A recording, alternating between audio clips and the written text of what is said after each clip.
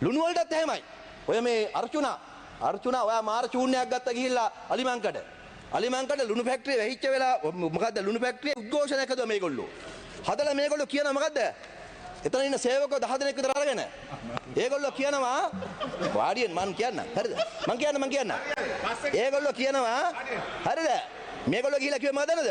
උතුරේ ලුණු දකුණට එවන්න එපා කිව්වා. මාර ලුණු උතුරේ ලුණු අලිමංකඩ ලුණු උතුරේ ලුණු දකුණට එවන්න එපා කිව්වා. හරිද? ඒක තමයි උතුරේ ලුණු දකුණේ ලුණු කියලා ලුණු නෑ බොස්. හරිද? රටේ ලුණු තියෙන්නේ. ඔයාලට උතුරේ ලුණු දකුණේ ලුණු තිබ්බනම් ඒවා ඒ කාලේ තියාගන්න. දැන් නෑ ඒවා. හරිද? අපි මේ කාලේ මුළු රටම එකක් කරලා තියන්නේ. ඔයාලා ඒ කාලේ හදාගත්ත ප්‍රභාකරන්ගේ ලුණු ඒවා නෑ දැන්. හරිද? උතුරේ ලුණු දකුණේ යන්න එපා කියලා කිව්වා. ඒගොල්ලන්ට බොරු පොරොන්දු දුන්නා. මම හැන්සාඩ් වාර්තාවට අතුරු කරනවා සම්පූර්ණ සාකච්ඡාවේ වාර්තා. අලිමංකඩ අපි ලුණු හැදුවා 2012 ඉඳලා ඔය පුත්තලම සෝල්ට් එකේ තිබුණා රජ ලුණු කියලා නමක්. ඒක මේ අපි හදාගත්ත නෙමෙයි ඒ කාලේ තිබිච්ච එකක්. අපි ඒක වෙනස් කරා ඇත්තටම. රජ ලුණු කියලා ලුණු නෑනේ. අලිමංකඩ නම් අලිමංකඩ ලුණු, මන්තායි ලුණු. සෝල්ට්. එතකොට අපි ඒක වෙනස් කරා. වෙනස් කරලා මේක හැදුවට පස්සේ මෙයා ගිහිල්ලා කියනවා රජ ලුණු ශ්‍රී ලංකාවේ රජුරන්ගේ ලුණු. මේ අනුර කුමාර රජුරන්ගේ ලුණු. අනේ මේ බයිලා කියන්නේ නැතු ඉන්නවා. හරිද? ඒවා තමයි හැදුවේ මෙයා ගිහිල්ලා. බොරු කිව්වා. අපි ඒගොල්ලන්ට දුන්නා EPF දෙනවා, ට්‍රැවලින් එලවන්ස් දෙනවා, වාහනයක් දෙනවා, එන්න ගමන් පහසුකම් දෙනවා. ඒ සේවකයින්ට ප්‍රශ්නයක් නැහැ. අර්චුනා චූන් නැතුව වෙන්නේ නැතුව ඉන්නවකෝ. ඔයා පාර්ලිමේන්තුවේ ඇවිල්ලත් එහෙමයි, අලිමංකඩ ගිහිල්ලත් එහෙමයි. මේගොල්ලන්ට මාතෘකාවක් හැදුනොත් මන්ත්‍රීතුමා ඒක නියමයට අරගන්නවා. ගුටි කනවා ගිහිල්ලා හරිද? අලිමංකඩ මිනිස්සු ගහනවා යාට. ගියොත් එහෙම. බොරු පච කරලා ඉවරයි. ඒක හින්දා ඒව තමයි මේකට හැදුවේ. ඒක මේ ලුණු වලින් චූන් වෙන කට්ටිය බලන්නකෝ. ඔයා චූන් වෙනවා ලුණු වලින් එක විදියකට පුත්තලේ මුස්ලිම් අයට කතා කරලා. අරයා චූන් වෙනවා තව විදියකට එහෙ කට්ටියට කතා කරලා මේවා උතුරේ ලුණු දකුණට එවන්න එපා කියලා. මම සතුරු වෙනවා මොකක්ද දන්නවද? ලුණු කර්මාන්තය ගැන මේ වගේ සාකච්ඡාවක් ඇති වෙච්ච එකට. කර්මාන්ත ඇමති හැටියට. හරිද? දිලිත් සතුරු වෙනවා තව විදියකට. එයා නයි පෙන්නනවා ලුණු වලට. හරිද? එහෙම නෙමෙයි තියෙන්නේ. නැත්නම් මේ වාහන ආනයන ගැන කතා කරන දවසේ ලුණු ගැන කතා කරන්නේ මොකද්ද? දැන් ලුණු ප්‍රශ්නේ විසඳලා ඉවරයි. මම මේ රටේ ජනතාවට කියනවා ලුණු ප්‍රශ්නේ විසඳලා ඉවරයි. වරායට ලුණු ඇවිල්ලා තියෙන්නේ. ඊළඟට තියෙන්නේ කඩවල වලට ලුණු වෙන එක. ඒක දවස් දෙක තුනකින් සිද්ධ වෙනවා. හරි හෙට ඉඳලා ඒක වෙනවා. මම ඉන්න වෙල්දැමතුමා ඉන්න මේ ආණ්ඩුව වගේ කියනවා. තේරුණාද? දැන් ඊළඟට තව මොකෙක් හරි නයි පැටියක් හොයා ගන්න දැන්. ලුණු ඉවරයි දැන්. ඊළඟට මාධ්‍ය හොයාගන්න ගැරඩියක් හොයාගන්න වෙනවා. හරිද? ඒකින්ද ප්‍රශ්නයක් නැතිව ප්‍රශ්න හදන්න එපා. පාර්ලිමේන්තුවේ කාලය කන්නත් එපා.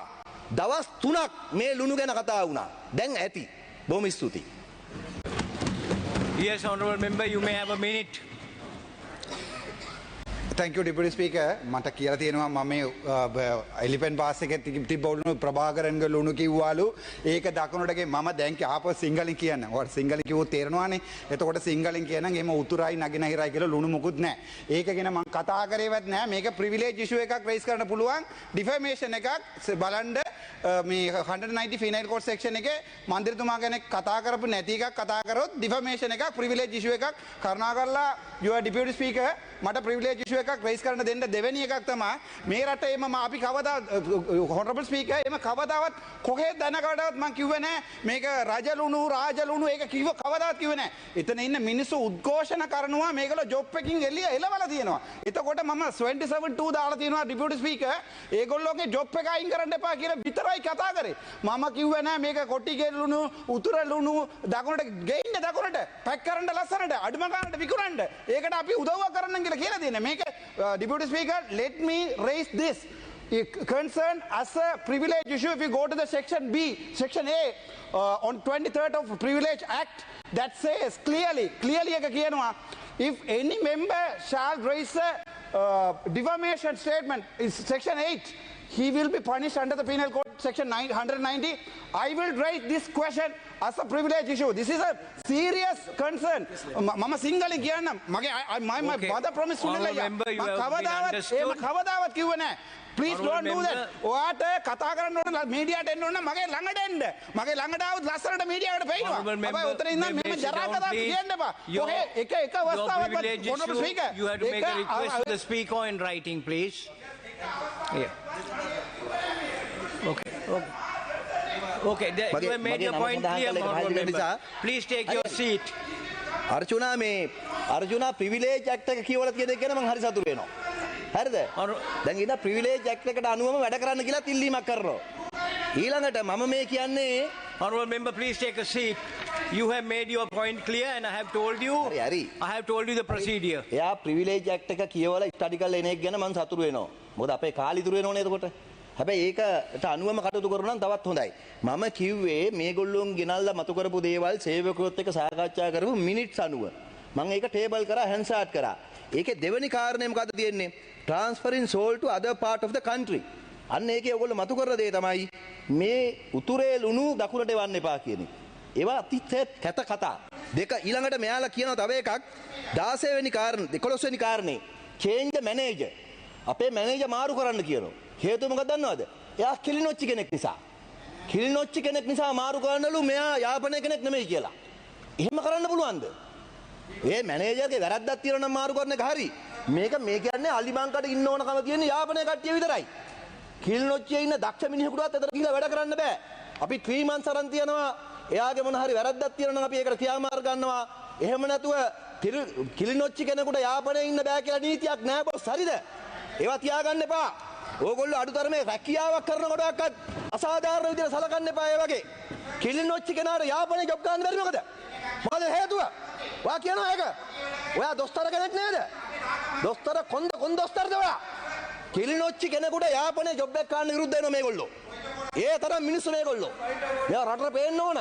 මෙන්න මම කියන්නේ බොරු නෙමෙයි. මෙන්න මේක තියෙනවා.